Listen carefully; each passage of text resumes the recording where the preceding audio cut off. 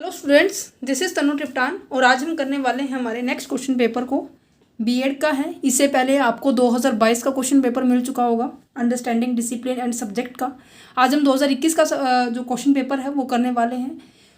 पूरी उम्मीद है, क्योंकि मोस्ट ऑफ चांसेस यही होते हैं कि जो आपके जो एग्जाम के अंदर क्वेश्चन आते हैं 50% चांसेस होते हैं कि आपके प्रीवियस ईयर क्वेश्चन क्या है रिपीट हो, राइट। सो देखते हैं हमारे अंडरस्टैंडिंग एंड डिसिप्लिन सब्जेक्ट का।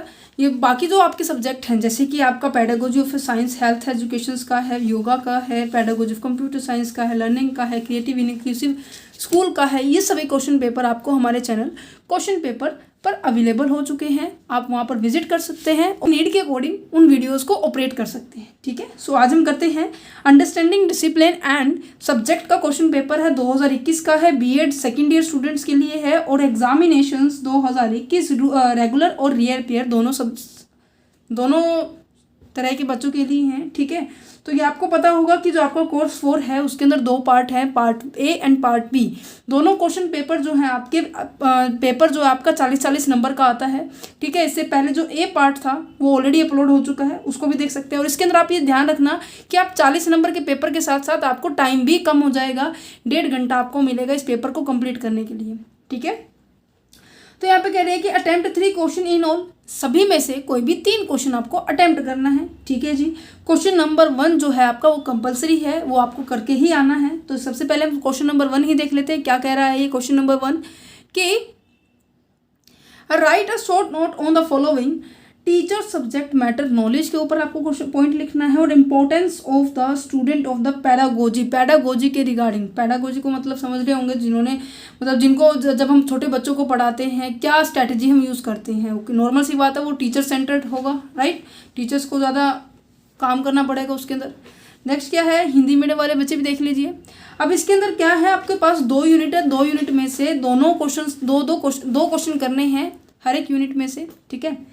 मतलब कि हर एक यूनिट में से एक क्वेश्चन करना है। टोटल 2 यूनिट है तो 2 क्वेश्चन हो जाएंगे, ठीक है जी। तो सबसे पहले फर्स्ट यूनिट में क्या लिखा हुआ है, फर्स्ट क्वेश्चन कि describe the detail in a philosophy base of the curriculum के रिगार्डिंग आपको पूरी डिटेल इन्फॉर्मेशन लिखनी है। नॉर्मल सी बात है, अब करिकुलम के ऊपर पूछा हुआ है तो आप हर एक पॉइंट इसके अंदर एक्सप्लेन करोगे।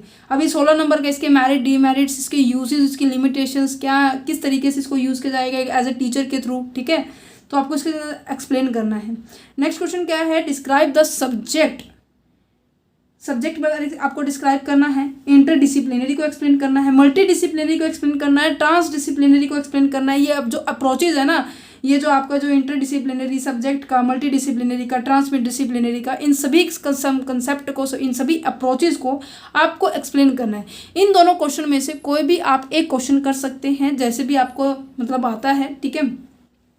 इसी के साथ साथ हमारा नेक्स्ट यूनिट आ जाती है, यूनिट नंबर 2। क्या कह रहा है कि describe the importance and the role of the school as a agency of the education. School किस तरीके से एक रोल अदा करता है एक एजेंसी की तरह एजुकेशन सिस्टम के अंदर, वो आपको एक्सप्लेन करना है, ठीक है जी।